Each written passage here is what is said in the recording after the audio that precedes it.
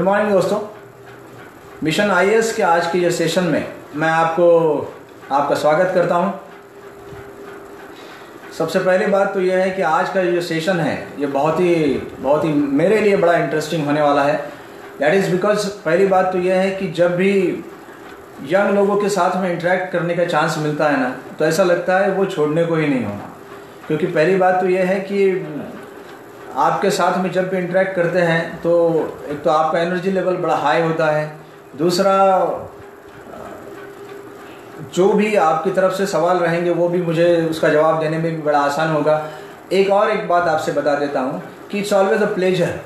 Atmosphere जो है वो बड़ा हाई रहता है, पॉजिटिव रहता है। तो दोस्तों आज का जो सेशन है हमारा, please do not give any excuse, please do not give excuse, right. तो आज के ये सेशन के स्टार्ट करने से पहले ही मैं हमारे आज के सेशन के आयोजक जो है प्रोफेसर नरेश चंद्र काठोड़ी जी, इनका बहुत बहुत तहे दिल से मैं उनका आभार व्यक्त करता हूँ। और दोस्तों सच बात तो यह है कि काठोड़ी जी का आभार आप सभी ने व्यक्त करने को होना, क्योंकि मिशन आईएएस जो है ये एक ऐसा आंदोलन की तरह काठोड़ी जी ने स्टार्ट किया है। क्योंकि आज अभी जब हम लोग देखते हैं कि बच्चों का करियर के लिए देखने का जो ज़रिया है वो बहुत ही शॉर्ट होता जा रहा है। मैक्सिमम बच्चे अपना या तो इंजीनियरिंग चूज़ करते हैं या मेडिसिन चूज़ करते हैं। ये आईएएस का जो नया नज़रिया काठोड़ी सर ने दिया है, I am extremely grateful to you Kathodi sir. और दूसरा ऐसा है कि आज हमने देखा है कि ये लगभग पिछले एक महीने से तो कम से कम मैं देख रहा हूँ कि नए आपके लिए उन्होंने स्पीकर्स अरेंज किए हैं ताकि आपको नई चीज़ें सीखने को मिले। तो दोस्तों you should also be grateful to Kathodi sir, क्योंकि इतना बड़ा ये जो उन्होंने आंदोलन खड़ा किया है मिशन आईएएस के लिए, यू शुड आल्सो रिस्पॉन्ड। आपने उनको अलग तरह से रिस्पॉन्ड करना है, वो ऐसे कि ऐसा लगने को होना जैसे अगर आप एमपीएससी या यूपीएससी की जो एग्ज़ाम्स है, पर्टिकुलरली ये मिशन आईएएस है इसलिए बता रहा हूँ कि इसमें ज़्यादा से ज़्यादा अगर आपका सक्सेस रहा तो Kathodi sir will be more than happy. तो इससे बड़ी बात कोई और हो नहीं सकती। और सच बात तो यह है कि उनके इस मिशन की वजह से हमने जो देखा है, बीच में मैं इस बात पे बात भी करूँगा दोस्तों आपसे, कि ये एरिया में जो हमारा एरिया जो है यहाँ पर आईएएस का ये जो मिशन चालू हुआ है, इस वजह से क्या हो गया कि बच्चों में बड़ी जागरूकता आ गई है।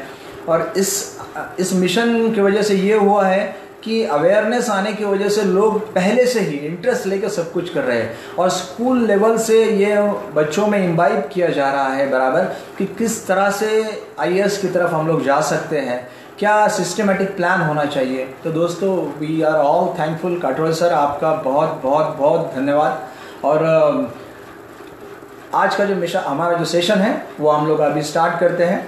तो दोस्तों आज कोई भी सेशन स्टार्ट करने से पहले मेरा एक तरीका यह है कि मैं आपको थोड़ी मेरी जानकारी दे दूं।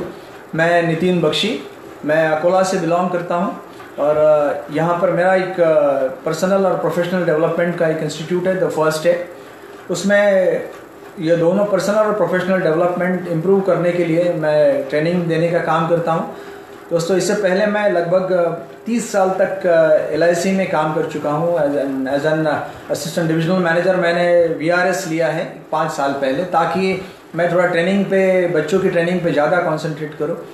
तो दोस्तों मैं 30 साल LIC में रहा। उसके दौरान मैं जो ट्रेनिंग सेशंस LIC में जो ट्रेनिंग सेंटर्स रहते हैं, उस ट्रेनिंग सेंटर का मैं प्रिंसिपल भी रह चुका हूँ। तो इसलिए आपके साथ में, यंग लोगों के साथ में जब कोई भी इंटरेक्शन का चांस आता है, ऐसा लगता है कि उससे बढ़कर और कोई चांस नहीं है। So let us start our session now. Fine दोस्तों, ऐसी बात है कि कोई भी ट्रेनिंग सेशन है, इससे पहले भी आपने कई ट्रेनिंग अटेंड किए हैं और ये आज का भी हमारा ट्रेनिंग सेशन रहेगा। कोई भी ट्रेनिंग सेशंस के 3 फैसेट्स रहते हैं, 3 उसके पर्पज़ रहते हैं। पहली बात तो यह है कि कोई भी ट्रेनिंग सेशन में पहली बात तो यह है कि वो रहता है लर्निंग। लर्निंग का मतलब ऐसा है कि कोई भी ट्रेनिंग सेशन में आपको कुछ ना कुछ 100% नया मिलता है।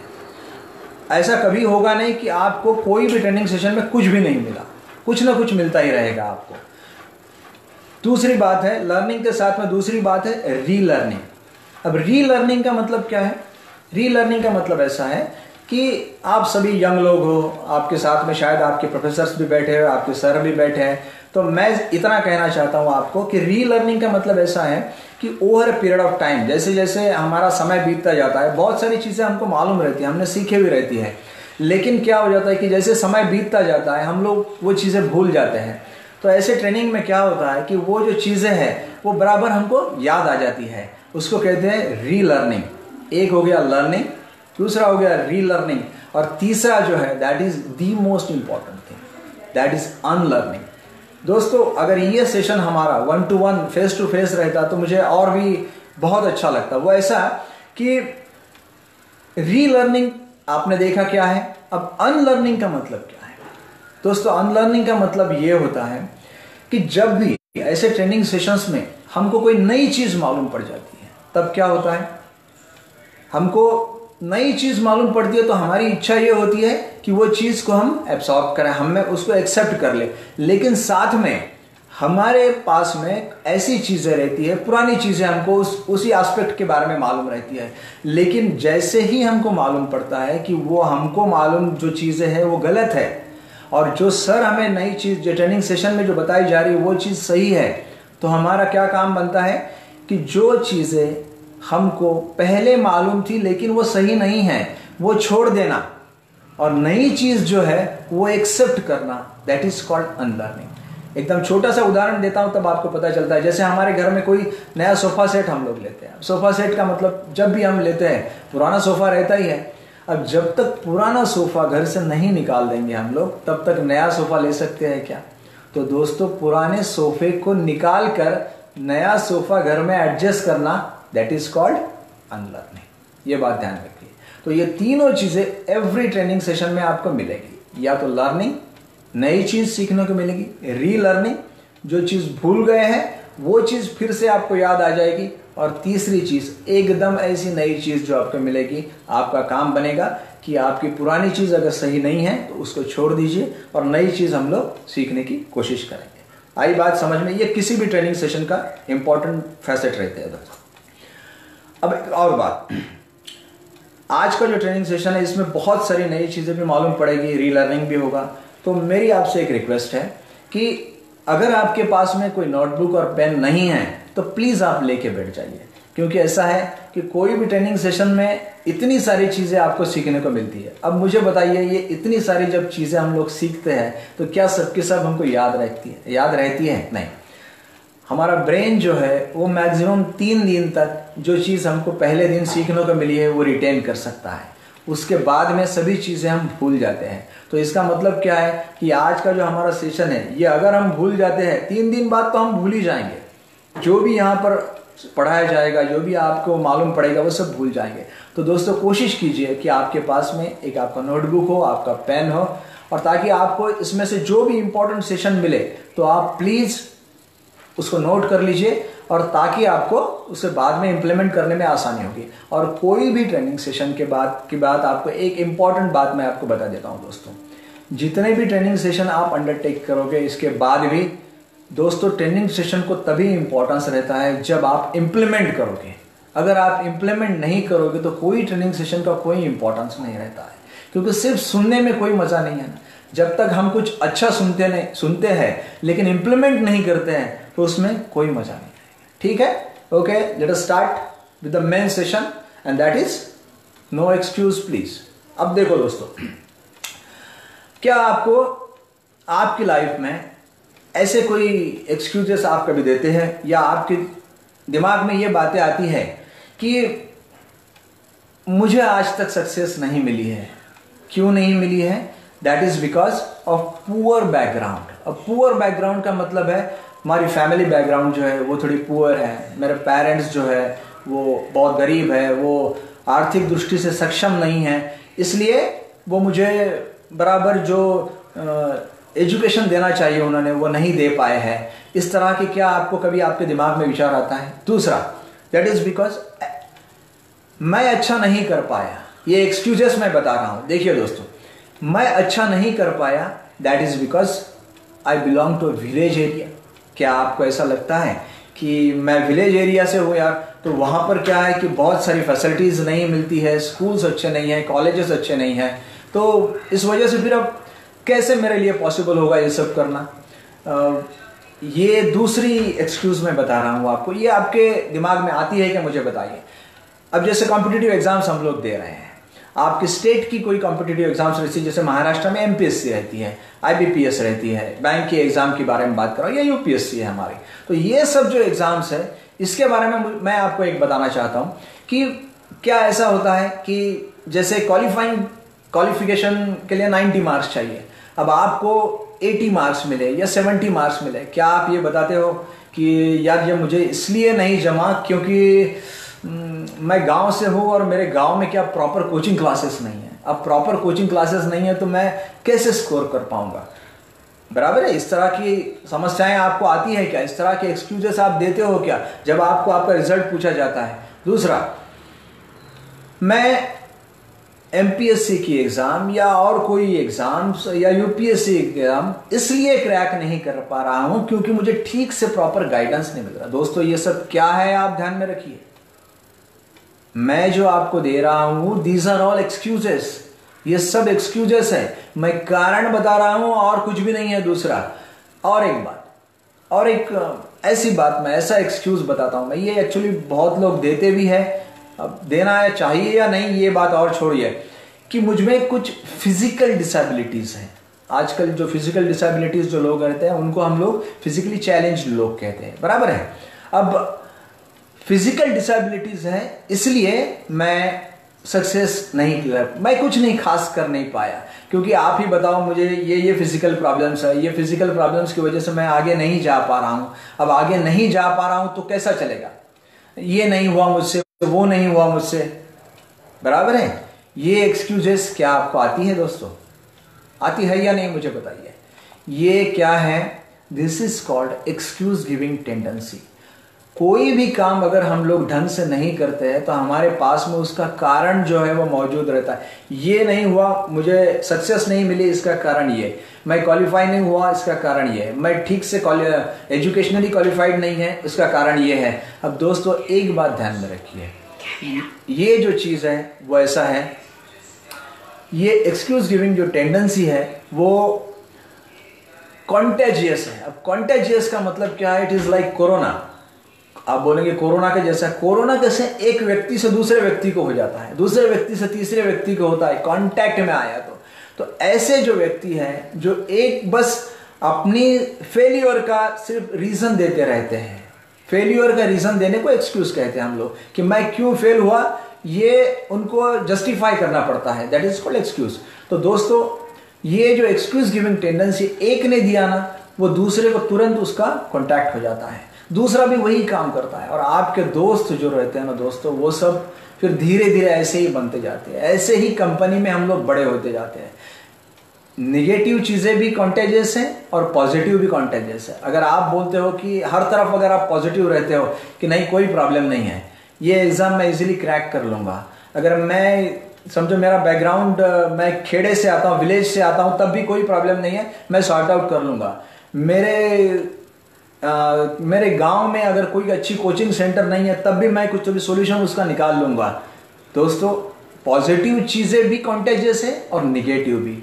इस तरह से आप अपनी फेल्यूर को जस्टिफाई करते रहोगे, एक्सक्यूज देते रहोगे, तो आपके दोस्त भी ऐसे ही लोग बनेंगे कि जो एक्सक्यूज देते रहेंगे। इसी तरह की कंपनी आपकी डेवलप होती है। अब एक बात बताता हूं, जो लोग इस तरह के एक्सक्यूजेस देते रहते हैं अपने फेल्यूर के लिए, उनका कैरेक्टर क्या इंडिकेट करता है, ये फेल्यूर मतलब ये एक्सक्यूजेस देना क्या इंडिकेट करता है। पहली बात, एकदम सीधी सीधी बात करता हूं दोस्तों, मैं घुमा फिरा के बात नहीं करूंगा, वो ये है कि you are extremely undisciplined fellow. आप बिल्कुल इनडिसिप्लिन हो, आपकी लाइफ में बिल्कुल आप डिसिप्लिन फॉलो नहीं करते हो, इसीलिए आप क्या हो रहे हैं, विदाउट डिसिप्लिन लाइफ चालू है, इसलिए लाइफ में कोई रिजल्ट नहीं आ रहा है, रिजल्ट नहीं आ रहा है, आप क्या कर रहे हो, एक्सक्यूजेस आफ्टर एक्सक्यूजेस देते रहे हो। दूसरी बात में आपने कहा कि ये एग्जाम में मैं फेल हो गया क्योंकि वो मेरे पास में कोचिंग फैसिलिटीज बराबर अवेलेबल नहीं है हमारे गांव में। सीधी सीधी बात है, पहला हमने बताया आपको, पहली बात यह है कि आपका कैरेक्टर क्या बताता है कि आप इनडिसिप्लिन हो।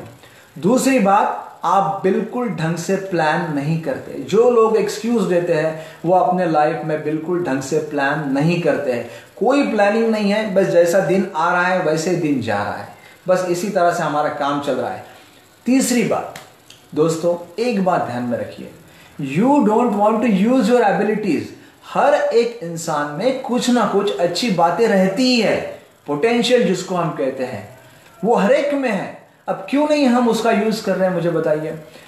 एक बात बताता हूं आपको, दुनिया में ऐसा कोई इंसान नहीं है जो सब कुछ कर सकता है। मेरी बात ध्यान से सुनिए, दुनिया में ऐसा कोई इंसान नहीं है जो सब कुछ कर सकता है, साथ में दुनिया में ऐसा कोई इंसान नहीं है जो कुछ भी नहीं कर सकता। हर इंसान कुछ ना कुछ कर ही सकता है। अब जब कर सकता है तो दोस्तों क्या जरूरी है, अपने आप में जो चीजें हैं वो ढूंढना भी तो जरूरी है ना। हर एक में कुछ ना कुछ एबिलिटीज है, वो एबिलिटीज को पहचानो। लेकिन जो लोग इस तरह से अपने फेल्यूर को जस्टिफाई कर रहे हैं, एक्सक्यूजेस दे रहे हैं, वो क्या करते हैं, अपनी एबिलिटी देखते ही नहीं, ढूंढते ही नहीं है। क्या करेंगे ऐसे लोगों का, मुझे बताइए। और एक बात, ये लोग जो है, मैं आप में की ये जो चौथी बात बता रहा हूं, ये जो लोग हैं जो अपने फेल्यूर को जस्टिफाई करते हैं, एक्सक्यूजेस देते हैं, ये लोग अपने कंफर्ट जोन से बाहर आना नहीं चाहते हैं। कंफर्ट जोन का मतलब क्या है दोस्तों? कंफर्ट जोन का मतलब है बस जो चीजें करने में आपको आराम लगता हो, जो चीजें करने में आपको कष्ट नहीं है, ऐसे लोगों को, ऐसा जो जोन है ऐसा, उसको हम कहते हैं कंफर्ट जोन। बस वही हमको अच्छा लगता है, वही हमारी सोचने की पद्धत बन जाती है, उसको कहते हैं कंफर्ट जोन। और कंफर्ट जोन में से बाहर आना है नहीं, आप मतलब झगड़ते हो कंफर्ट जोन में से बाहर आने के लिए, मतलब नहीं आने के लिए झगड़ते हो। कैसे? किसी ने आपको बोला कि अब थोड़ी पढ़ाई करना है तो यार सुबह उठना पड़ेगा। सुबह उठना है कितने बजे? 5 बजे। यार इम्पॉसिबल, क्योंकि आपको मालूम है, आपको आदत है 7 बजे और 8 बजे तक उठने की, वो that is your comfort zone. अब 7 या 8 बजे तक नींद लेने की आदत पड़ गई है, वो कंफर्ट जोन में से कौन बाहर आएगा यार? कौन 5 बजे और 4 बजे उठ के पढ़ाई करेगा? वो यूपीएससी आगे पीछे हुआ तो चलेगा। बस इसी कारणवश यूपीएससी हमसे एक एक स्टेप दूर जाता है। दोस्तों कंफर्ट जोन में से बाहर आना जरूरी है। जो अपना एक्सक्यूज देते हैं वो कंफर्ट जोन में से कभी बाहर नहीं आ सकते, ये बात ध्यान में रखिए। दूसरा, ये जो लोग हैं धीरे धीरे क्या करते हैं, अपना फेलियर छुपाने के लिए झूठ बोलने की आदत डालते हैं।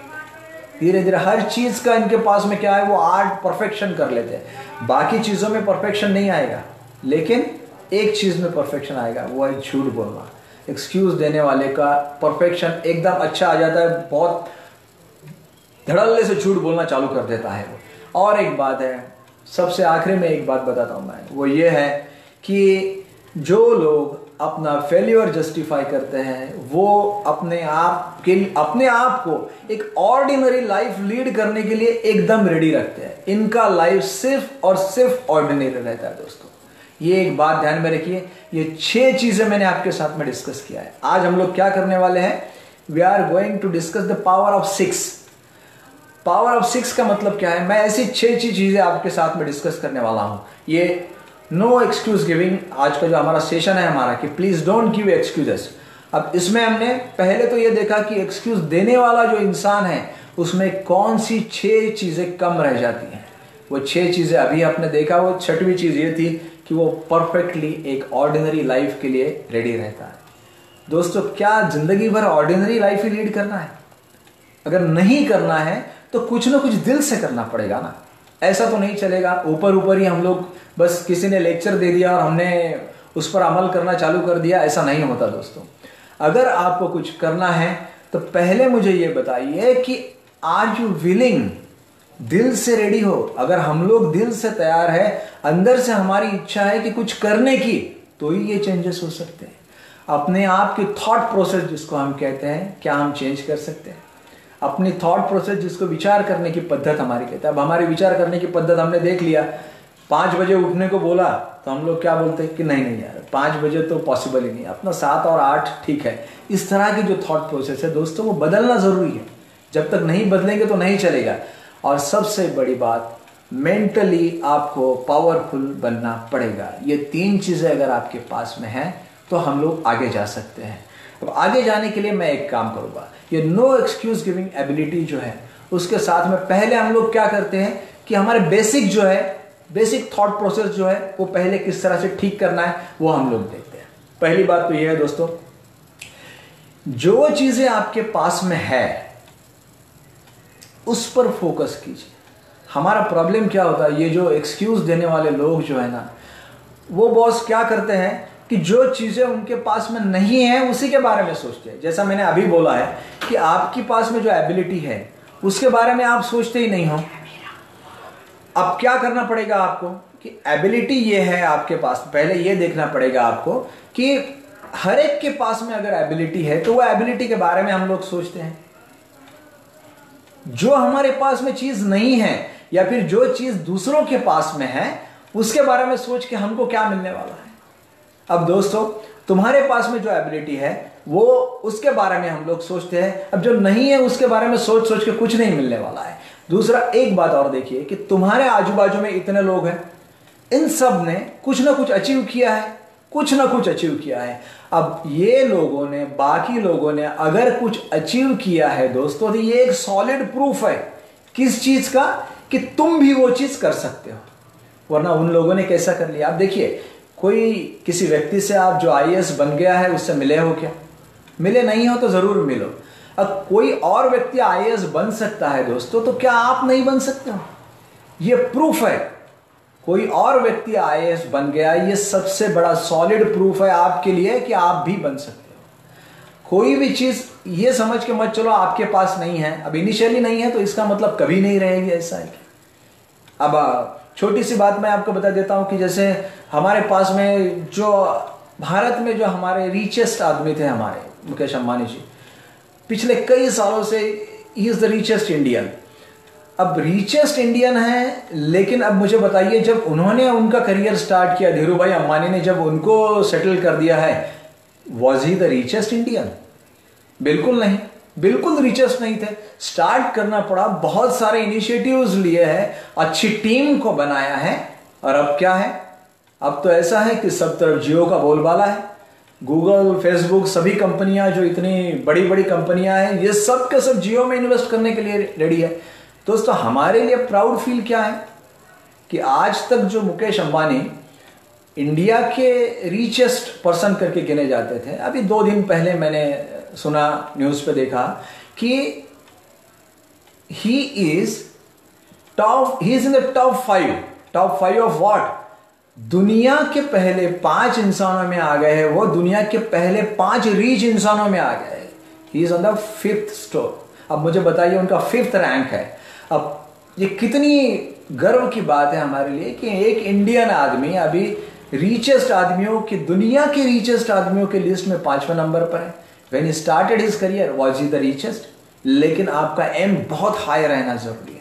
जो चीजें उनके पास में है उन पर कॉन्सेंट्रेट करते हैं, जो चीज नहीं है उनको छोड़ देते। क्या करते हैं उनके, उसके बारे में सोच के बेसिक अपना ठीक रखो। दोस्तों, एक बात क्लियर है कि आपके पास में अच्छी अच्छी चीजें मौजूद हैं। जो चीज है उसी पर कॉन्सेंट्रेट करते हैं, उसी के बहाने हम लोग आगे जाते हैं। अब ये मुकेश अंबानी जी के बारे में इतनी सारी बात बता रहा हूं मैं, एक बात आपके लिए बता दूं, आपके पेरेंट्स जो है वो, उनके लिए भी अच्छी चीज ये है कि इंडिया का रिचेस्ट आदमी के पास में, उनके बेटे का इंटरव्यू मैं जब देख रहा था, अभी तो सब बेटे लड़के बड़े हो गए उनके, तो लड़का बता रहा था कि when he was in the school, उनका लड़का, इंडिया के रिचेस्ट आदमी का जो लड़का स्कूल में पढ़ रहा था, तब उसको पूछा गया था कि ये आपका होमवर्क या आप कैसे पढ़ते हो, तो उस पर उसका कहना यह था कि मैं होमवर्क करता हूं या नहीं, ये मेरे पापा मेरी मम्मी को ध्यान से पूछते हैं। अब देखिए दोस्तों, इंडिया का रिचेस्ट आदमी के पास में अपना बेटा होमवर्क करता है या नहीं है, ये पूछने के लिए समय है। और हमारे पेरेंट्स है कि जो बोलते हैं कि इतना काम है कि बेटा क्या कर रहा है ये हमको मालूम नहीं है। अब मुकेश अंबानी जी जो हिंदुस्तान के नंबर 1 रिचेस्ट है, उनसे ज़्यादा काम तो किसी को हो नहीं सकता दोस्तों। बस ये हमारे लिए सीखने लायक बात यह है कि जब इंडिया के रिचेस्ट आदमी को अपने बेटे का होमवर्क पूछने के लिए समय है, तो हमारे पेरेंट्स के पास भी तो समय होना चाहिए। मैं सिर्फ होमवर्क की बात नहीं कर रहा हूँ, ओवरऑल बच्चों के डेवलपमेंट के बारे में बात कर रहा हूँ। खैर ठीक है। दूसरी बात, ये बाय एंड बाय बात निकल गई, इसलिए मैंने आपको बताया, क्योंकि बड़े लोगों की बड़ी बातें भी आपको मालूम रहना चाहिए। ये एक्चुअली बहुत बड़े लोगों की बहुत छोटी बात है, लेकिन हमारे लिए भी वो बहुत बड़ी बात बन जाती है। ठीक है दोस्तों। अब दूसरी बात, जितनी भी बातें, अब जैसे हमारे दिमाग में बहुत सारी निगेटिव बातें आती है। अब मैं ये एग्ज़ाम पास नहीं कर पाया, ये एग्ज़ाम में मेरा 8 मार्क्स से क्वालिफाई नहीं कर पाया, जैसे मेरा मैथ्स है, वो मैथ्स मेरा उतना स्ट्रांग नहीं है। अब उतना स्ट्रांग नहीं है का मतलब क्या है? मैं बराबर उस वजह से मैं क्वालिफाई नहीं कर पाया है। अब दोस्तों एक बात ध्यान में रखिए, जितने भी निगेटिव थॉट्स आपके दिमाग में आ रहे हैं, they are being registered in your brain. अब वो सब के सब हमारे ब्रेन में रजिस्टर हो रहे हैं। अब ब्रेन क्या करता है कि बस जो भी निगेटिव पॉजिटिव आता है उसको रजिस्टर करता है। अब आप 1 बार 2 बार 4 बार आपको मैथ्स नहीं आता है या आप नहीं क्वालिफाई कर पाए, इसी बात पर अगर उसको बताते रहोगे, जैसे आप समझो एक बार आपने बता दिया, फिर कोई दोस्त मिला, अब दोस्त से बात कर रहे हो, यार नहीं वो मैं क्वालिफाई नहीं कर रहा है, कर पाया यार, जस्ट 8 मार्क्स से नहीं गया। दोस्त फिर पूछता है क्या प्रॉब्लम है? यार it was because of maths नहीं जम रहा था यार मुझे। या फिर आप कहोगे मुझे इंग्लिश में थोड़ी दिक्कत आती है, इंग्लिश के पेपर में बराबर जम नहीं रहा है मुझे। अब 1 बार हो गया, 2 बार हो गया, अब जैसे ही अब ये 8-10 बार आप बोलते हो ना दोस्तों, तो वो फिक्स हो जाता है आपके ब्रेन में रजिस्टर। इतना फिक्स हो जाता है कि आपका ब्रेन क्या करता है मालूम है? ये क्यों केयर लेना जरूरी है मालूम है? क्यों मैं बोलता हूं कि आपको एक्सक्यूज नहीं देना है और पॉजिटिवली सोचना है। जैसे ही आप इतना निगेटिवली सोचते हो ना, तो जैसे ही आप फिर कभी मैथ्स की पढ़ाई के लिए बैठते हो, आपका ब्रेन क्या करता है? तुरंत आपको प्रॉम्प्ट करता है। क्या प्रॉम्प्ट करता है? तुझे मैथ्स नहीं आता बा, तूने बताया है कि तुझे मैथ्स नहीं आता है। वो बराबर उतना प्रॉम्प्ट करता है जैसे आपने उसको अगर वहां रजिस्टर करवाया है कि आपको इंग्लिश नहीं आता है। जैसे ही इंग्लिश की पढ़ाई के लिए बैठोगे, वो प्रॉम्प्ट करेगा कि इंग्लिश नहीं आता है तुम्हें, ये ध्यान में रखो, इंग्लिश नहीं आता है। जैसे ही उसका प्रॉम्प्टिंग चालू हो जाता है, आपकी पढ़ाई पर का 50% ध्यान फिर से निकल जाता है। जैसे डिप्रेशन ऑलमोस्ट आ जाता है कि हाँ यार मुझे नहीं आता, हाँ यार मुझे नहीं आता, मुझे नहीं जम रहा है, बस फिर क्या हो जाता है? उसका काम हो जाता है। इसलिए दोस्तों ज़रूरी यह है कि जितने भी निगेटिव ख्याल अपने दिमाग में आते हैं उनको निकालो ना, पॉजिटिव भरो। अब मैथ्स नहीं आता दोस्तों, एक बात बताता हूँ कि ऐसा कोई भी प्रॉब्लम नहीं है कि जिस पर सॉल्यूशन नहीं है। अब आपको मैथ्स नहीं आता तो क्या बाकी लोगों को मैथ्स नहीं आता है क्या? ये आप सोचिए ना थोड़ा, जिसको हम इफेक्टिव थिंकिंग कहते हैं कि मुझे मैथ्स नहीं आता, दैट इज फाइन, लेकिन बाकी लोगों को तो मैथ्स आता है। इसका मतलब मैथ्स में ऐसी क्या चीज है, ऐसी क्या चीज है कि जो मुझे नहीं आएगा? बिल्कुल ऐसा कुछ नहीं है। 100% मुझे भी आना चाहिए। इस तरह की आप सोचो कि मैथ्स में है क्या जो मुझे नहीं आएगा, इंग्लिश में है ही क्या जो मुझे नहीं आएगा। ऐसा पॉजिटिवली जब आप सोचोगे और पढ़ाई के लिए बैठोगे, क्या होगा? दिमाग में तुरंत विचार आएगा, कोई प्रॉब्लम नहीं यार, आ जाएगा ना। फिर से बैठते हैं, ज्यादा पढ़ाई करते हैं। सीधी सीधी बात है, जो सब्जेक्ट हमारा वीक है उसको थोड़ा ज्यादा पढ़ते हैं, और तो कुछ नहीं है। निगेटिव दिमाग में से निकाल दो, पॉजिटिव थॉट्स के लिए पॉजिटिव मत सोचो लगे तो, लेकिन इफेक्टिवली तो सोचो। इफेक्टिवली का मतलब यह है कि आज नहीं तो कल आएगा।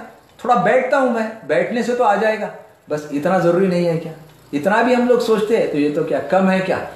और एक बात, जितनी भी अच्छी अच्छी चीजें आपके लाइफ में हुई है दोस्तों, उसके प्रति आप शुड बी थैंकफुल, जिसको हम बोलते कि आप कृतज्ञ रहिए, ग्रैटिट्यूड अपना दिखाइए कि इतनी सुंदर चीजें मिली है आपको। बहुत अच्छे दोस्त मिले हैं, बहुत अच्छे टीचर्स मिले हैं, पेरेंट्स अगर आपके अच्छे हैं, आपको एजुकेशन अच्छा मिला, यू शुड बी थैंकफुल। आगे का काम तो आपको रखना है ना, वरना दिमाग में मुझे ये चीज नहीं मिली है, ये चीज नहीं मिली है, इसकी अगर आप लिस्ट बना लेते हो ना दोस्तों, जो एक्सक्यूज देने वाले लोग हैं उनके पास में ऐसी चीजों का लिस्ट जो है वो बिल्कुल रेडी रहता है।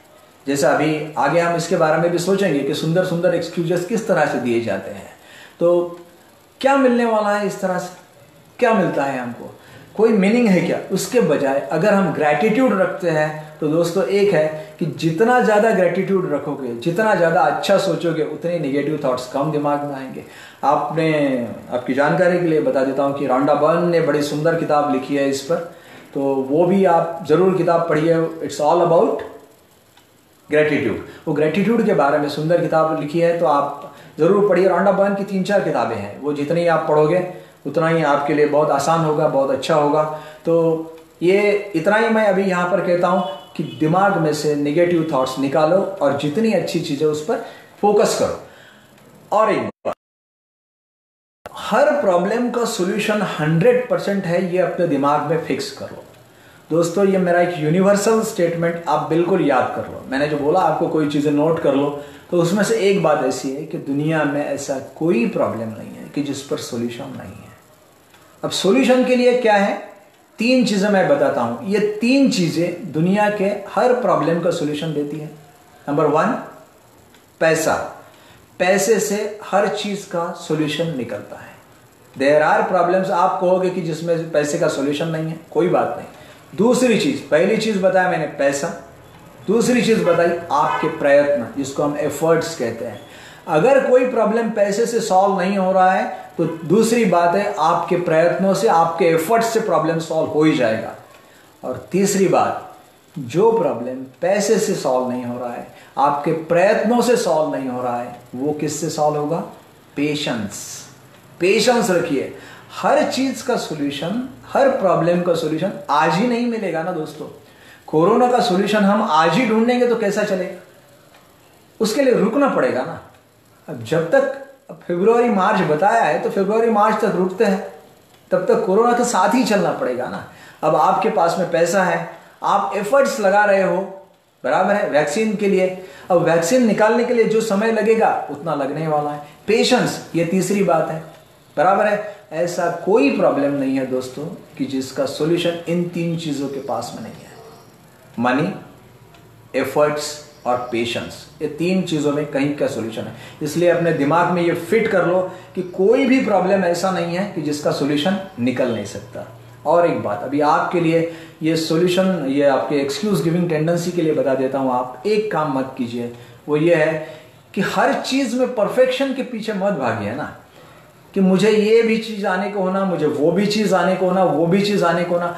आपको मिशन आईएएस के तहत जितनी भी पढ़ाई करनी है दोस्तों, एक बात ध्यान में रखिए। अब जब हम लोगों ने क्या किया था, जब मैं खुद 1989 में एमपीएससी की एग्जाम थ्रू किए थे, जब मैं तहसीलदार बना था 89 में। दोस्तों मैं ज्वाइन नहीं किया था, लेकिन मैं 89 में तहसीलदार बना था। मेरे साथ में मेरे जो दोस्त थे वो उन्होंने ज्वाइन किए थे। आज सभी कलेक्टर्स हैं, सभी कलेक्टर्स हैं मेरे दोस्त। तो 2 लोग, हम 3 लोग एक्चुअली सिलेक्ट हुए थे। मेरे दोनों दोस्त आज कलेक्टर हैं। मैं एलआईसी में मेरा करियर चूज किया और इधर तहसीलदार करके नहीं आया।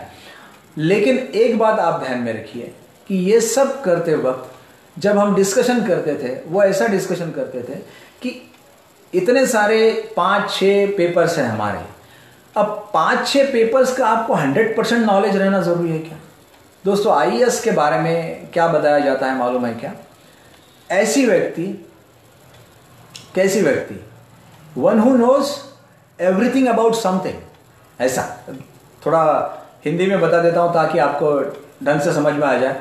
आईएएस ऑफिसर ये ऐसी व्यक्ति है कि one who knows something about everything, जिसको सब चीजों के बारे में थोड़ा थोड़ा मालूम है। मतलब कोई भी चीज आप उनको पूछ लो, हर चीज का थोड़ा थोड़ा उनको मालूम है।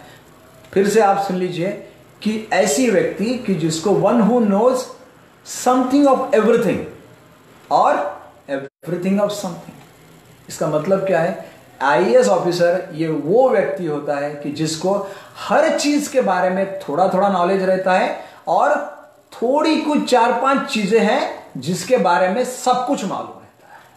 तो इसीलिए आपको बताता हूं, ये 4-5 चीजें जो है जिसके बारे में आपको सब कुछ मालूम चाहिए, लेकिन हर चीज के बारे में थोड़ा थोड़ा जानकारी चाहिए। तो इसलिए हर चीज में परफेक्शन की जरूरत नहीं है। हमारे जो पेपर्स हैं वो 5 के 5 में हमको आउट ऑफ मार्क्स थोड़ी मिलने वाले हैं। इसलिए जो हमारे पेपर्स अच्छे हैं उसकी प्रिपरेशन करते हैं, जो थोड़े कम है उसकी ज्यादा प्रिपेयर करते हैं। हर चीज में मुझे 100 में से 100 ही मिले, ऐसा तो पॉसिबल नहीं है दोस्तों। इसलिए परफेक्शन के पीछे मत जाइए, इतना ही कीजिए, जितना आपसे बनता है उतना कीजिए। और उसके बाद में फिर देखते हैं। आईएएस ऑफिसर की जो डेफिनेशन मैंने बताया वो प्लीज ध्यान में रखिए, वो ये है कि one who knows something of everything and one who knows, फिर से ध्यान में रखिए, समथिंग ऑफ एवरीथिंग, हर चीज का उसको बिल्कुल मालूम चाहिए, और थोड़ी थोड़ी चीजों के बारे में सब कुछ, ऐसी 4-5 चीजें जिसके बारे में पूरा मालूम, और दुनिया की जितनी भी चीजों के बारे में आप उसको पूछो, तो हर चीज के बारे में वो थोड़ा थोड़ा तो आपको बता ही सकता है। तो यही ध्यान में रखिए, पूरी की पूरी सब के सब चीजों के बारे में आपको मालूम रहने की जरूरत नहीं है। You are going to be tomorrow's IAS officer. तो इसलिए पहली बात तो यह है कि एक्सक्यूज गिविंग टेंडेंसी छोड़ो, और इस बात का आप ध्यान में रखिए। अब एक काम करते हैं, इतनी हमने चीजें देखी हैं, मैंने आपको 6 कौन सी, पहले मैंने आज के सेशन के आपका मोटो बताया, द पावर ऑफ 6। मैंने ये बताया कि जो एक्सक्यूज गिविंग टेंडेंसी वाले जो लोग हैं, जो बात बात पर अपना कुछ ना कुछ कारण देते रहते हैं अपने फेलियर्स को जस्टिफाई करने के लिए, उनमें कौन सी 6 नेगेटिव चीजें आ जाती है वो मैंने बताई। अब एक काम करते हैं, 6 ऐसे एक्सक्यूजेस के बारे में हम लोग जानते हैं कि जो हरदम लोग देते रहते हैं। और आज लेकिन ये एक्सक्यूजेस के साथ में मैं आपको एक बात और बता देता हूं दोस्तों, कि ये 6 एक्सक्यूजेस के साथ में मैं आपको इन्हीं 6 एक्सक्यूजेस के साथ में इतना बड़ा काम किया है ऐसे लोगों के बारे में भी बताने वाला हूं, ताकि ये एक्सक्यूजेस आप प्लीज कृपया मत दोहराइए। चलिए ठीक है, हम लोग स्टार्ट करते हैं। हमारा एक्सक्यूजेस भी मैं 6 ही बताऊंगा। आज हमारा क्या मोटो है, द पावर ऑफ 6। मैंने पहले आपके एक्सक्यूज देने वाले लोगों के 6 नेगेटिव ट्रेड्स बताए हैं। आज हम लोग 6 क्लासिक एक्सक्यूजेस देखते हैं कि जो लोग देने में बड़ा इंटरेस्ट रहता है उनको। देखिए कैसा। पहला एक्सक्यूज क्या देते हैं कि मुझे क्यों नहीं लाइफ में कुछ करते आया, क्यों नहीं सक्सेस मिली। आप इनमें से कोई एक्सक्यूज नहीं देंगे। ये सेशन होने के बाद में आपको समझ में आएगा कि ये एक्सक्यूज देने में कोई मीनिंग नहीं है। देखो, मेरा बचपन जो था वो बहुत ही खराब गया है, मेरा बचपन बहुत खराब गया है, इसलिए मुझे आगे कुछ करना मेरे लिए पॉसिबल ही नहीं है। दोस्तों कैसा एक्सक्यूज है, देखिए इसका मतलब क्या है कि मैं मेरे बचपन में ऐसे लोगों के साथ में रहा कि जो बहुत ही बदमाश है, कोई सीखने में कि जिनको इंटरेस्ट नहीं है, ऐसे लोगों के साथ में रहा जिनको बस यूं समझ लीजिए कि बदमाशियां करने में इंटरेस्ट रहा है। ऐसे लोगों के साथ में मैं बड़ा हो गया हूं। अब नेचुरली मेरी कोई रुचि नहीं रही पढ़ाई के प्रति। अब पढ़ाई के प्रति रुचि नहीं रही तो मैं कैसे पढ़ सकता हूं, या फिर आगे मेरे लिए कुछ करना पॉसिबल ही नहीं। इसलिए फिर मैंने क्या किया, एक 10वीं तक बड़ी मुश्किल से पढ़ा और आगे बस ये ऑटो रिक्शा चला रहा हूं या और कुछ इस तरह से काम कर रहा हूं, या बड़ी मुश्किल से अभी ग्रेजुएशन हो रहा है क्योंकि मेरा दिमाग ज़्यादा चलता नहीं, क्योंकि मेरा बचपन बहुत ही खराब गुजरा है। अब आगे देखिए दोस्तों, ये एक्सक्यूज के साथ में जिन लोगों ने दुनिया जीत ली है उन लोगों के बारे में कौन जानेगा। ओपरा विनफ्रे का नाम सुना है आपने? नहीं सुना है।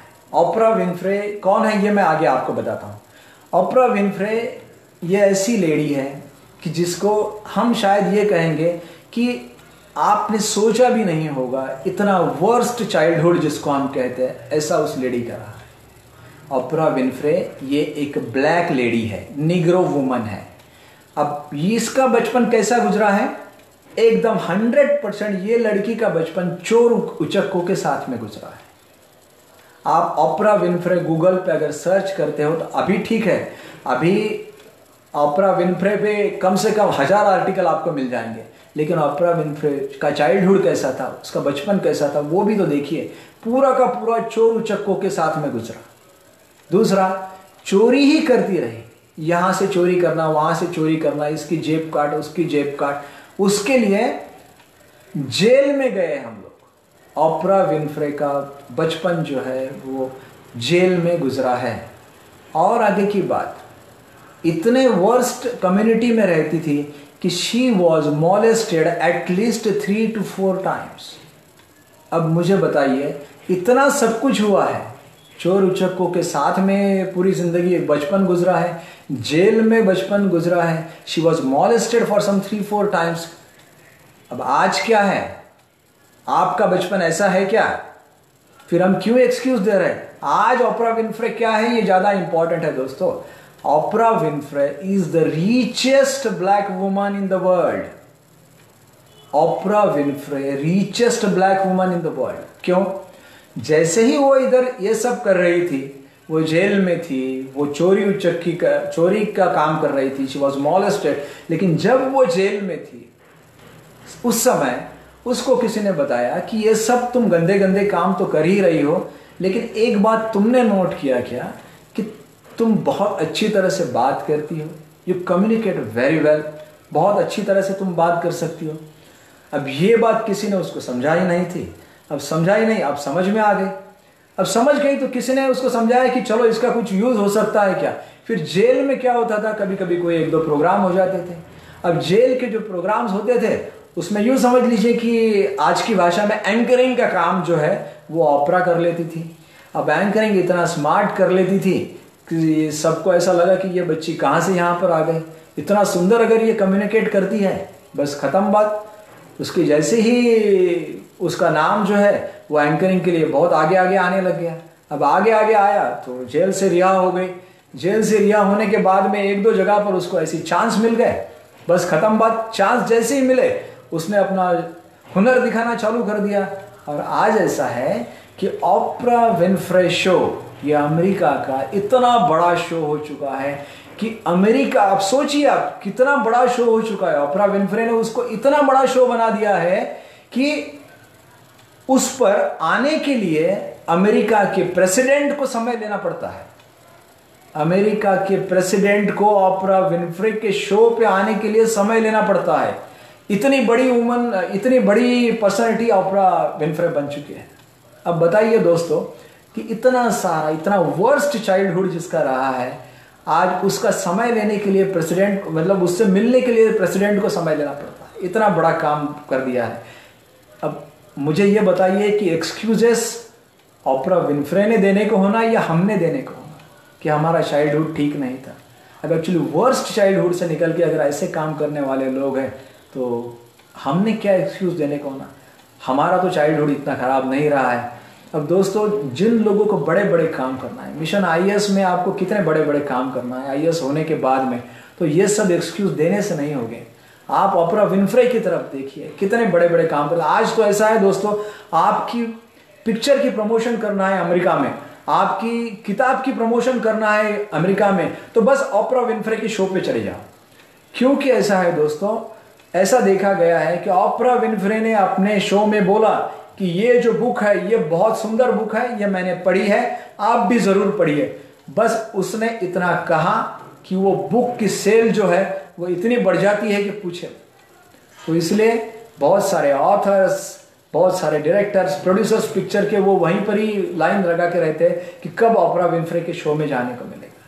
ये वो लेडी है दोस्तों कि जिसमें शी वॉज मॉलेस्टेड 3-4 टाइम्स, बहुत सारा समय जेल में गया है, चोर उचक्कों के साथ में समय गया है। एक्सक्यूजेस ऑप्रा विनफ्रे ने देना चाहिए या हमने? ठीक है, चलो ये पहला एक्सक्यूज हमने देखा। अब और क्लासिक एक्सक्यूज नंबर 2।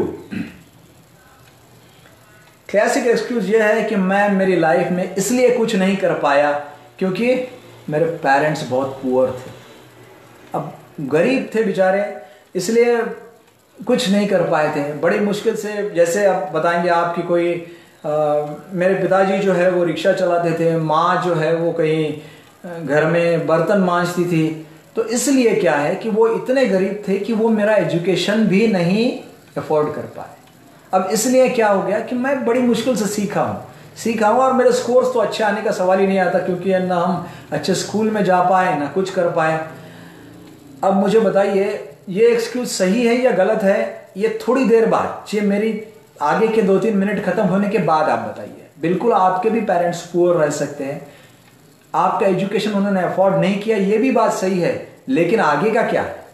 दोस्तों बात ऐसी है कि हमारे पास में, मैं एक व्यक्ति के बारे में आपको बताता हूं कि ये वो व्यक्ति है कि जिसको एक ही वक्त खाना मिला, दूसरे व्यक्ति की खाना मिलने के लिए बड़ी दिक्कतें हो रही थी। तो फिर क्या हुआ कि घर में बताया गया कि दूसरे वक्त का खाना अगर चाहिए तो काम करना पड़ेगा आपको, वरना इस तरह की परिस्थिति में तो खाना ही नहीं मिलेगा आपको, एक ही वक्त का खाना बड़ी मुश्किल से मिल सकता है। ये व्यक्ति ने फिर क्या किया होगा, अपना काम चालू किया। इसने क्या किया, रेलवे स्टेशन पे जाके पेपर बांटने का काम किया। लेकिन इस व्यक्ति को पढ़ने में बहुत ज़्यादा रुचि थी, वॉज अ पैशनेट लर्नर। पढ़ने की बहुत ज़्यादा इच्छा थी, इसलिए रेलवे स्टेशन पे जाके पेपर बांट रहा है। एक बार जा रहा, 2 बार जा रहा है, 4 बार जा रहा, समय मिलता है तो पढ़ रहा है, लेकिन इतना पढ़ रहा है कि पूछिए मैं, स्कूल में किसी ने नोट कर लिया कि ये बच्चे को बहुत ज़्यादा दिक्कतें हो रही है पढ़ाई में। कोई ना कोई हेल्प करने वाला आ जाता है दोस्तों, बस आप हिम्मत मत हारिए। और दूसरी बात, आप एक्सक्यूज मत दीजिए। इस व्यक्ति ने कोई एक्सक्यूज नहीं दिया, बिल्कुल दिल खोल के पेपर बांटे, कोई शर्म नहीं किया। अब मुझे बताइए फिर आगे क्या हुआ? इतना ज़्यादा पढ़ाई में रुचि, ये व्यक्ति जो भी एग्जाम देती थी पास ही हो जाती थी, जो भी स्कॉलरशिप अवेलेबल थी मिल जाती थी। धीरे धीरे स्कॉलरशिप के भरोसे पढ़ के बड़ी हो गई है। साइंस में बहुत रुचि थी, इतने आगे तक साइंस में रुचि लिया कि साइंटिस्ट बन गए। इतना नामचीन साइंटिस्ट हो गए हिंदुस्तान के कि बाद में हमारे जो पॉलिटिशियंस थे, पॉलिटिशियंस को ऐसा लगा कि चलो इनका नाम यूज कर लेते हैं, इनको थोड़ा पॉलिटिक्स में ले आते हैं। तो उनको पॉलिटिशियंस ने यूज किया, उनका नाम यूज किया, उनको भारत का प्रेसिडेंट बना दिया। दोस्तों मैं किसके बारे में बात कर रहा हूं? भारत में सबसे ज्यादा आदर के साथ लिया जाने वाला नाम है डॉक्टर एपीजे अब्दुल कलाम। ये एपीजे अब्दुल कलाम के बारे में मैं बात कर रहा हूं कि जिनका चाइल्डहुड वर्स्ट रहा, पढ़ाने के लिए माँ बाप के पास में पैसा नहीं है, पेपर बांट बांट के अपना काम किया है, लेकिन पढ़ना नहीं छोड़ा, कोई एक्सक्यूज नहीं दिया, न पहले एक्सक्यूज दिया न बाद में एक्सक्यूज दिया, दिल खोल के और ईमानदारी से काम किया। दोस्तों यही बात इन लोगों से सीखना है। तो कृपया, मेरे पिताजी माँ बहुत गरीब थे, मेरे पेरेंट्स गरीब थे, इसलिए मैं नहीं पढ़ पाया, इसलिए मैं नहीं कुछ कर पाया, ऐसा एक्सक्यूज मत दीजिए। क्योंकि ऐसा एक्सक्यूज जब हम देखते हैं तो कलाम साहब की तरफ देखिए, जिन्होंने इतने वर्स्ट सिचुएशन में वो काम करके दिखाया है जिसके बारे में हम सोच भी नहीं सकते कि वो हम काम करेंगे। इतना बड़ा काम रहता है। और एक बात, पेरेंट्स की वजह से एजुकेशन नहीं मिला ये तो ठीक है, लेकिन इसके आगे की बात, कभी कभी ऐसे भी लोग हैं कि मैं किसी और कारण की वजह से बहुत सारे प्रॉब्लम्स आ गए, भाई बहन के प्रॉब्लम्स आ गए, इस वजह से क्या हुआ कि मेरा फॉर्मल एजुकेशन नहीं हो पाया, कोई भी प्रॉब्लम्स आ गया, मुझे बाद में फिजिकल डिसेबिलिटी आ गई या फिर घर में बहुत सारे प्रॉब्लम्स आ गए, इस वजह से मेरा एजुकेशन नहीं हुआ। अब फॉर्मल एजुकेशन नहीं होने की वजह से क्या हो रहा है, मैं ये एग्जाम नहीं दे पा रहा हूँ, मैं ये काम नहीं कर पा रहा हूँ, वो काम नहीं कर पा रहा हूँ। ये क्लासिक एक्सक्यूज नंबर 3 है। मेरा एजुकेशन ढंग से नहीं हुआ है, वो पेरेंट्स की वजह से नहीं हुआ था, और ये मेरे सिचुएशन मुझ पे इतनी सारी डिफिकल्ट आ गई कि मैं मेरा एजुकेशन आगे कंटिन्यू नहीं रख पाया। बहन की शादी करना थी, भाई का पढ़ाना था, ये सब करना था, इसलिए नहीं कर पाया, इस वजह से मैं नहीं सीख पाया। अब दोस्तों मुझे एक बात बताइए, मैं 2-4 लोगों के नाम लेता हूं जिनके कोई डिग्री नहीं है। अब उन्होंने क्या काम किया ये तो मुझे बताने की भी जरूरत नहीं है आपको। जिनके पास में फॉर्मल ग्रेजुएशन का डिग्री नहीं है, उनके नाम मैं गिना दूं आपको। स्टीव जॉब क्या काम करते थे? Steve Job is no more now, लेकिन एप्पल को खड़ा करने में सीईओ ने क्या किया, ये स्टीव जॉब ने क्या किया, ये आपको मालूम है। पूरा एप्पल कंपनी जो है वो केवल और केवल स्टीव जॉब के नाम से जाना जाता था। वो स्टीव जॉब जिसके पास में ग्रेजुएशन का डिग्री भी नहीं है। लैरी एलिसन, ये मैं थोड़े आईटी सेक्टर वाले लोग पहले ले लेता हूँ। ओरेकल कंपनी जो है उसका सीईओ है ये, it's not even graduate. Steve job graduate नहीं है, लैरी एलिसन ग्रेजुएट नहीं है। जिनके नाम से हम लोग कसमें खाते हैं, जिनके क्या बोलेंगे, जिनके हार्डवर्क की, जिनके दिमाग की हम कसमें खाते हैं, वो धीरूभाई अंबानी कहाँ पढ़े थे भाई? आज मुकेश और अनिल दोनों पढ़े लिखे हैं, वो बात छोड़ दो, लेकिन खुद धीरूभाई अंबानी कहाँ पढ़े थे? बिल्कुल नहीं। शेयर मार्केट में जिनका दबदबा है, और जो पिछले 10 साल से जो व्यक्ति दुनिया के 5 अमीर व्यक्तियों में पिछले 10 साल से कंटिन्यू कॉमन है, ऐसी व्यक्ति है वॉरेन बफेट। कि शेयर मार्केट में वॉरेन बफेट का जितना बड़ा दबदबा है वो किसी और का नहीं है। जनरल इलेक्ट्रिक कंपनी हमारी जो लास्ट जो हमारा शतक था उसमें जैक वेल्च की कंपनी है। अब ये जितने भी नाम मैं आपको गिना रहा हूँ दोस्तों, इनमें से कोई एक भी तो ग्रेजुएट नहीं है, एक भी तो ढंग से पढ़ा लिखा नहीं है, लेकिन उन्होंने वो काम कर दिए है, करके रखे हैं कि जिसके बारे में हम सोच भी नहीं सकते। क्या करेंगे आप मुझे बताइए। वॉरेन बफेट के बारे में आप सोचिए, वॉरेन बफेट 14वें साल में पहला इन्वेस्टमेंट किया और वो कह रहा है कि I am late by 4 years, 4 साल में लेट हो गया। दोस्तों, किसने कहा है आपको कि ग्रेजुएशन की जरूरत है? दुनिया में अच्छा काम करने के लिए you should be passionate only, that's all. बाकी और कुछ नहीं है। कोई एक्सक्यूज मत दीजिए। इसके बाद में भी आप भी जब अच्छा जॉब करने लगोगे, आप पर भी इतने सारे प्रॉब्लम्स आएंगे। उस समय ये जो सेशन है, ये प्लीज इसी चीज के लिए ध्यान में रखिए कि हमसे वर्स्ट सिचुएशन में बहुत बड़े बड़े काम करने वाले इतने लोग हैं दोस्तों कि जिनकी कोई तादाद ही नहीं है। वॉरेन बफेट नंबर 1 है। स्टीव जॉब के मैं ज़्यादा गिनाऊंगा नहीं, ज़्यादा उनके बारे में बोलूंगा नहीं। खैर, आगे अगर ज़रूरत पड़ी तो जिन जिन लोगों के बारे में बात करना है उनके बारे में बात करता हूँ। और एक सुंदर एक्सक्यूज देता हूँ, क्लासिक एक्सक्यूज नंबर 4। क्या करें यार, हम लोग इतने गरीब थे, ट्यूशन व्यूशन लगानी थी। स्कूल का क्या था मेरा कि स्कूल भी बहुत दूर थी।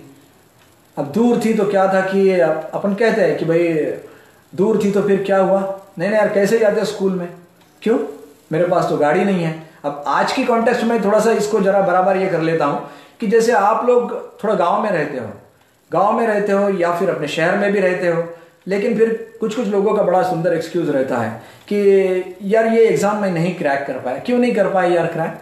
क्योंकि वो जो कोचिंग क्लास जो थी ना यार, वो बहुत दूर है। अब दूर है तो फिर क्या करें सर? दूर है तो मतलब मेरे पास में गाड़ी नहीं है ना। गाड़ी मतलब यू मीन 2 व्हीलर नहीं है तो नहीं है, लेकिन फिर क्या हुआ, 2 व्हीलर नहीं है तो या सिटी बस से तो जा नहीं सकते। और दूसरी बात तो मेरे पास तो यार साइकिल है। अब आजकल साइकिल से तो जा नहीं सकते ना, साइकिल से जाना है ना, सब लोग क्या बोलेंगे, हंसेंगे यार, सब लोग साइकिल से जाएंगे तो।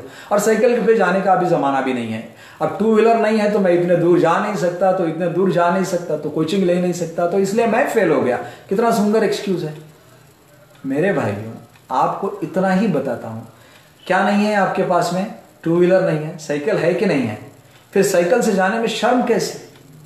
दोस्तों, आपको बताता हूँ कि भारत में एक सबसे बड़ा और रिलायबल डिटर्जेंट है, सोप। वो सोप का जो मालिक है उसका नाम है करसन भाई पटेल।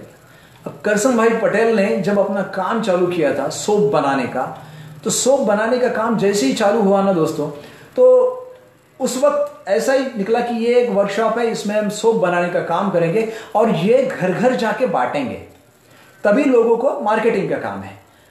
अब मार्केटिंग के काम में अगर आपके पास में 2 व्हीलर नहीं है तो कैसा चलेगा? लेकिन करसन भाई पटेल का कहना यह था कि नहीं है 2 व्हीलर तो अब नहीं है ना, साइकिल तो है। अब साइकिल से ही हम लोग क्या करते हैं कि लोगों के घर घर में जाते हैं। दोस्तों सोचिए, वर्कशॉप डाला है, वहां पर डिटर्जेंट सोप बन रहा है और ये लोग, इसने कहा है कि मैं साइकिल पे घर घर जाता हूं। दोस्तों, ये आदमी पहले 6 साल, हमको तो क्या है, एक छोटा सा गांव में जाने मतलब साइकिल से जाने में हमको शर्म आती है। अब ये आदमी 6 साल लोगों के घर घर गांव घूम के अपना सोप बेच रहा था। करसन भाई पटेल आज कौन है आपको मालूम है क्या? करसन भाई पटेल का ब्रांड जो है उसका नाम है निरमा। दोस्तों, वॉशिंग पाउडर निरमा की आप आज ऐड देखते हो तो कैसा लगता है आपको? कभी सोच भी सकते हो कि इसका जो इंचार्ज है वो 6 साल साइकिल पे घूमा है, साइकिल पे घूम घूम के उसने निरमा बेचा है। दोस्तों, अगर वो उस समय ये एक्सक्यूज देता, ये कारण बताता कि मेरे पास में साइकिल है, मैं कैसा घूम घूम के बेचूं, तो क्या आज हम निरमा को देख पाते? इतना बड़ा निरमा का जो राइज हुआ है वो देख पाते? दोस्तों, ये सब आज का जो सेशन है ये सब इसीलिए है। प्लीज अपने लाइफ में कोई एक्सक्यूज मत दो, कोई मीनिंग नहीं है उसमें।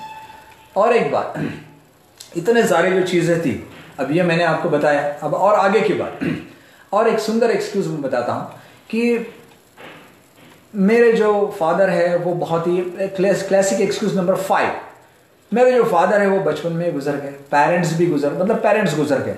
अब माँ नहीं, पिताजी नहीं। अब मैं जो पला बड़ा हूँ वो बहुत ही अनाथ आश्रम में पला बड़ा हूँ, या फिर मैं जो बड़ा हूँ वो मेरे चाचा के यहाँ बड़ा हूँ और किसी के यहाँ बड़ा हूँ। तो नेचुरली वहाँ पर क्या हुआ कि उन लोगों ने मेरे तरफ कोई ध्यान नहीं दिया।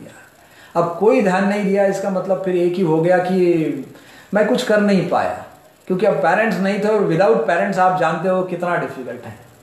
बात सही लगती है किसी को भी ये जब सुनेंगे, लेकिन this is nothing but an excuse, कुछ नहीं है ये फेलियर्स लोगों का दिए जाने वाला एक्सक्यूज है।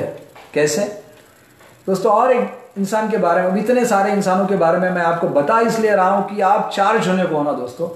ये जो इंसान के बारे में मैं आपसे जिक्र कर रहा हूं कि इनके भी parents when he was 2 years old, जब 2 साल की उम्र थी, वो पास्ट अवे। अब उसके पिताजी नहीं रहे, माँ नहीं रही, अब फिर क्या करेंगे? अब इसको कैसा बड़ा करें? तो इस इंसान को क्या किया गया कि मस्जिद में दे दिया गया। अब मस्जिद की जो अथॉरिटीज है, उन्होंने इस व्यक्ति को उसकी उम्र के 2 साल से आगे बढ़ाया।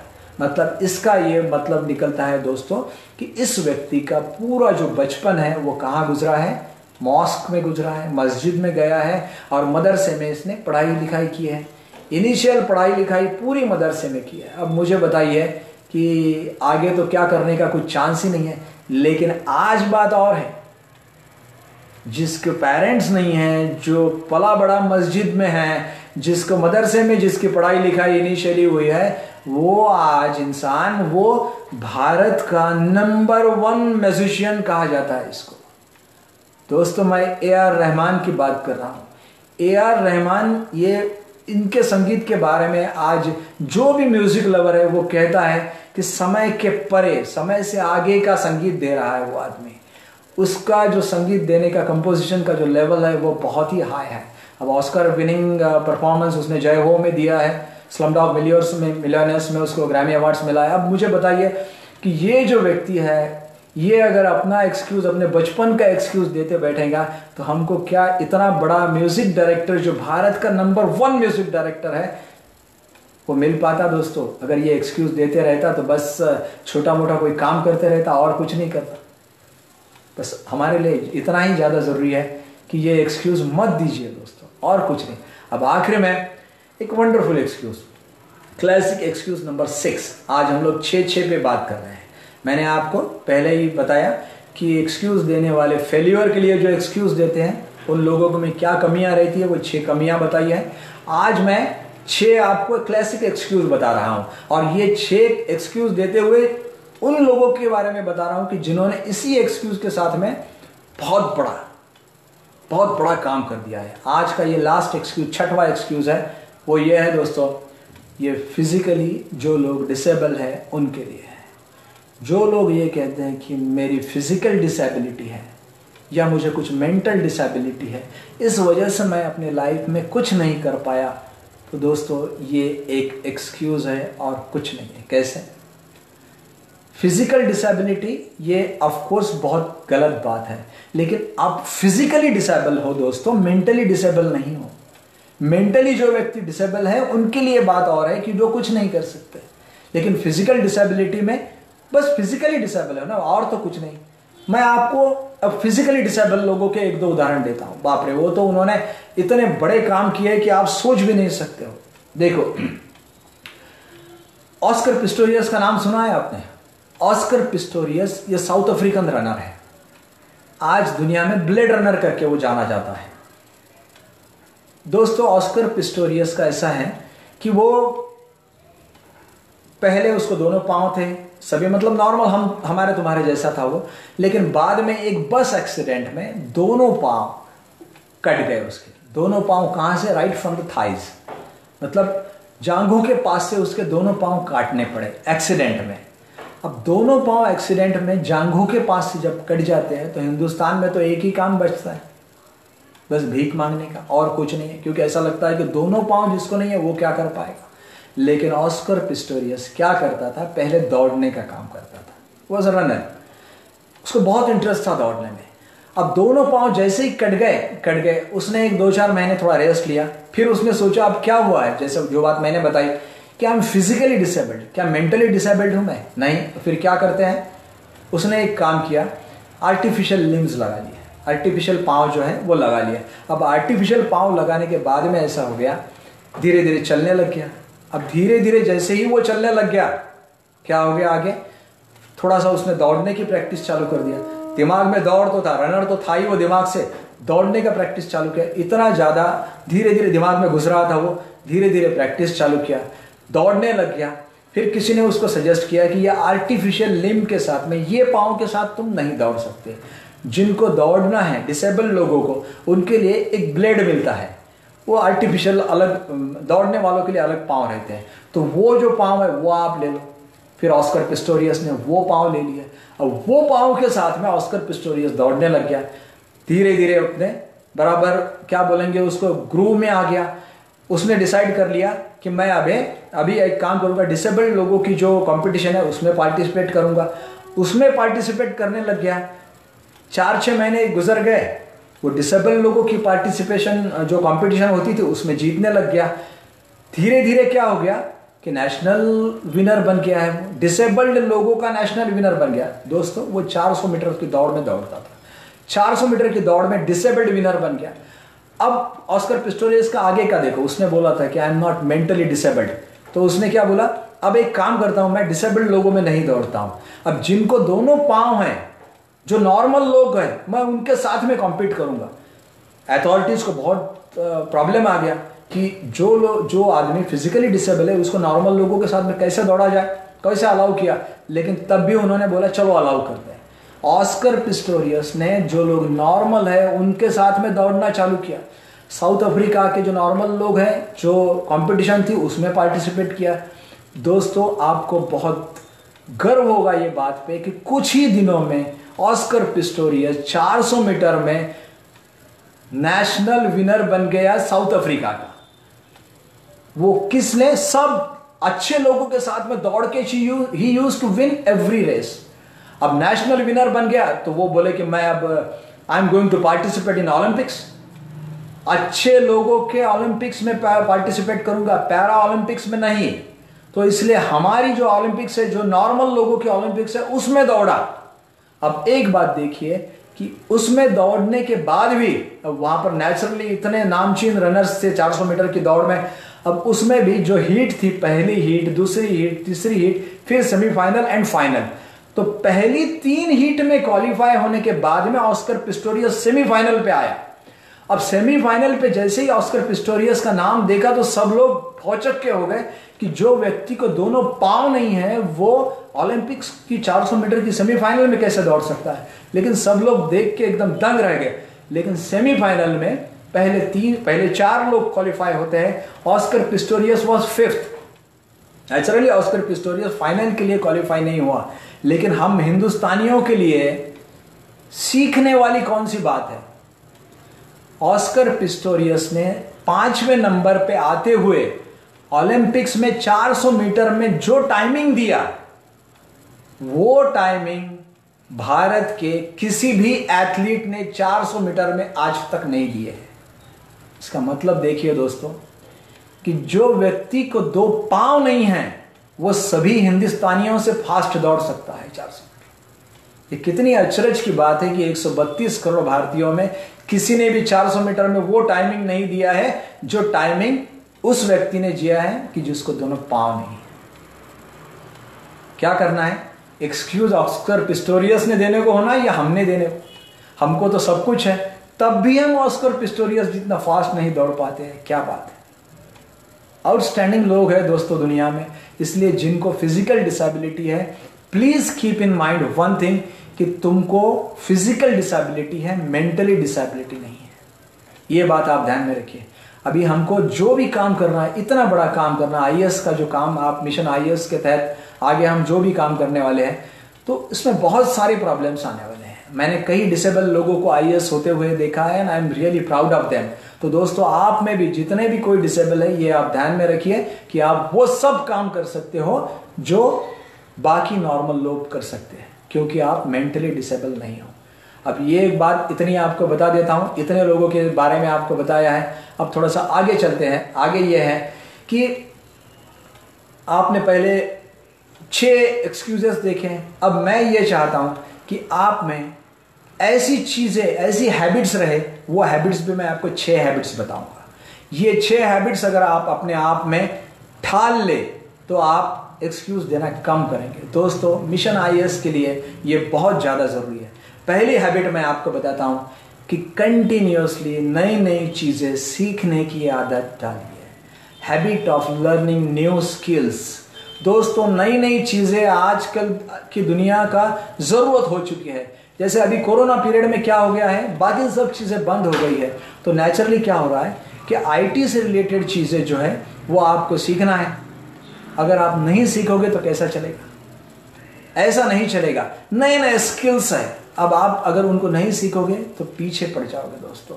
सीखना ही पड़ेगा, आगे आगे जाओ, अच्छे अच्छे कोर्सेस करो, अच्छे अच्छे ट्रेनिंग करो, नए नए कोचिंग क्लासेस में जाओ। ये अगर आप काम करते हो तो बहुत जरूरी है। पहली बात ध्यान में रखो, कौन सी हैबिट आपको डालना है, लर्निंग न्यू स्किल्स, नई नई चीजें सीखने के बारे में सोचिए। दूसरी बात, आपका समय जो है वो बिल्कुल जुडिशियसली दिमाग के साथ में यूज कीजिए। एक बात ध्यान में रखिए कि जिस व्यक्ति को अपना टाइम मैनेज नहीं करते आता, उस व्यक्ति को कोई चीज मैनेज नहीं करते आती। टाइम मैनेजमेंट आपको सीखना बहुत ज्यादा जरूरी है। अच्छे अच्छे लोगों के साथ में रहिए, उनसे टाइम मैनेजमेंट का स्किल्स जो है वो भी सीखिए। दोस्तों हमारा कल भी एक सेशन होने वाला है, परसों भी एक सेशन होने वाला है, उसमें शायद हम लोग टाइम मैनेजमेंट के बारे में भी बात करेंगे, इसलिए आज मैं टाइम मैनेजमेंट के बारे में आपसे बात नहीं करूंगा। तीसरी बात, तीसरी हैबिट कौन सी डालना है, रोज एक इंट्रोस्पेक्शन की आदत डालिए। इंट्रोस्पेक्शन का मतलब है आत्म परीक्षण। रात को सोने से पहले एक 10 मिनट अपने आप को दीजिए। कैसे कि आज दिन भर में मैंने जो काम किया है उसमें से कौन से काम सही थे, कौन से काम गलत थे, ताकि कल जो आज तुमसे गलती हुई है वो तुम कल ना करो, और जो काम आज सही थे वो फिर से दोहराओ, वही काम करते जाते हैं। दोस्तों इस तरह से जब हम आत्म परीक्षण करते हैं तो क्या होता है, हमसे जो हमारी सी गलतियां हैं वो धीरे धीरे कम होती जाती है। लेकिन आत्म परीक्षण की आदत सोने से पहले मस्ट है, और कुछ नहीं। चौथी चीज, अच्छी किताबें पढ़ने की आदत सबसे जरूरी है। ये चौथी आदत बता रहा हूं दोस्तों। जब तक आप नए नए लोगों को पढ़ा, किताबों का मतलब क्या है, किताबों का मतलब है आप अच्छे अच्छे नए नए लोगों को पढ़ रहे। आप नेल्सन मंडेला की किताब पढ़ रहे का मतलब क्या है, आप you are spending time with Nelson Mandela. Mahatma Gandhi ji की किताब पढ़ रहे तो इसका मतलब क्या है, महात्मा गांधी के साथ समय बिता रहे हो। लोकमान्य तिलक की किताब वैसे ही है। डॉक्टर बाबा साहब अम्बेडकर की किताब पढ़ रहे हो तो ऐसा नहीं है, बाबा साहब अम्बेडकर के साथ समय बिता रहे हो, उनसे बहुत कुछ सीखने जैसी चीजें हैं। तो दोस्तों आपको इतना ही बताता हूं कि पढ़ने की आदत बिल्कुल मस्ट है, डालना ही पड़ेगा आपको। चौथी चीज, पांचवी चीज यह है कि अपने आप से पॉजिटिवली बात करना सीखिए। ये एग्जाम नहीं जमी इसका मतलब कोई आगे की एग्जाम नहीं जमने वाली, ऐसी तो बात नहीं है। मैंने क्या बोला, आपका ब्रेन हर नई निगेटिव चीज यहां पर रजिस्टर कर लेता है। अब नई चीज रजिस्टर करता है, इसलिए आपके लिए जरूरी है उसमें जितनी पॉजिटिव चीजें डालना चाहते हो उतनी डालो। वो क्या करेगा, जब भी आप कोई चीज करने बैठेगे आपको प्रॉम्प्ट करेगा, हाँ ये चीज तुझे आती है। आपको मैंने बताया है जितनी पॉजिटिवली सोचो। मैथ्स नहीं आता, ऐसे कैसे नहीं आता, आ जाएगा। अब यही आपको बताना चाहता हूं दोस्तों, जितना पॉजिटिव टॉक्स आप खुद के साथ में कर सकते हो उसकी आदत डाल दो। ये काम क्यों नहीं जमेगा, जमना ही चाहिए, करूंगा ही मैं। और उसके बाद में हैबिट ऑफ रेगुलरिटी। दोस्तों कोई भी काम आप करते हो तो रेगुलरली कीजिए, बस ये बात ध्यान में रखिए। रेगुलरली जब भी आप कोई भी काम करोगे कोई प्रॉब्लम आगे आएगा नहीं। रेगुलरिटी का इफेक्ट जो है वो बहुत बड़ा रहता है। आपको मालूम है क्या कि 2 घंटे रोज अगर आप मॉर्निंग वॉक लेते हो, या 1 घंटा मॉर्निंग वॉक और 1 घंटा इवनिंग वॉक, ब्रिस्क वॉक कहता हूं मैं, फास्ट चलना अगर आप करते हो 20 साल तक रोज 2 घंटे आप चलते हो। देखिए मेरी बात ध्यान से देखिए, 20 साल तक आप रोज 2 घंटा चलते हो तो कितना चलते हो आपको मालूम है दोस्तों। अर्थ का जो हमारा ग्लोब है वो जितना डिस्टेंस है उतना डिस्टेंस आप 20 साल में चलते हो। ऑलरेडी अगर 2 घंटे चलते हो, इतना बड़ा काम आप कर सकते हो प्रोवाइडेड आप 20 साल तक मॉर्निंग और इवनिंग वॉक लो। तो रेगुलरिटी जो है वो बहुत बड़ी बात है। आप रेगुलरली पढ़ाई करो, रेगुलरली स्टडी करो, उसका इंपॉर्टेंस कुछ अलग ही है दोस्तों। आपको पता भी नहीं चलेगा क्या क्या होने वाला है। हम एक काम करेंगे, कल के और परसों के जो सेशंस है उसमें भी कुछ अच्छी अच्छी बातें करने ही वाले हैं। अब आखिरी में, बिफोर टेकिंग योर लीव, मैं आपको एक्सक्यूज नहीं देने के लिए क्या करना चाहिए ये आखिरी टिप देके अपना सेशन आज का खत्म करूंगा। दोस्तों एक बात ध्यान में रखिए, ऐसे एक टीचर है कि जिसको उसके बच्चे बहुत पूछते थे कि कोई भी, जैसे वो टीचर समझो मैथ्स की टीचर है, उन्होंने कोई अपना मैथ्स का समझा दिया बच्चों को। बच्चे बोलते थे कि टीचर ये कैसा करना है, ये कैसा सॉल्व करना है, नेक्स्ट एग्जाम्पल पूछते थे। अब टीचर बोलती थी कि मैं आपको कैसे समझाऊं आपको कि आप खुद ना कुछ आपको भी तो करना पड़ेगा ना। तो बच्चे बोलते थे नहीं आप तो समझाओ ना टीचर। तो टीचर ने एक अच्छी ट्रिक उसके दिमाग में आई। अब देखो उसने क्या किया, उसने ये किया, एक दिन सब बच्चों को क्लास में जमा कर लिया, अपने क्लास में बैठ जाओ, फिर सबको बोला कि आप एक एक चीट जमा कर लो। एक छोटी सी चीट पे आपको क्या लिखना है मैं ये बताती हूँ। फिर सबने बोला चलो बताइए टीचर क्या लिखना है। आपको जो चीज़ करना नहीं आता है वो आप उस पर लिखिए। बच्चों बोले फिर इसका मतलब कैसे? जैसे मुझे मैथ्स नहीं आता, मुझे हिस्ट्री नहीं आती, मुझे इंग्लिश नहीं आता, मुझे मराठी नहीं आती, खैर आपको जो भी नहीं आता है वो आप वहाँ पर लिख दीजिए। अब बच्चों ने क्या किया, अपने अपने चीट पे लिख दिया कि जो जो उनको नहीं आता था। फिर उसने बोला अब एक काम कर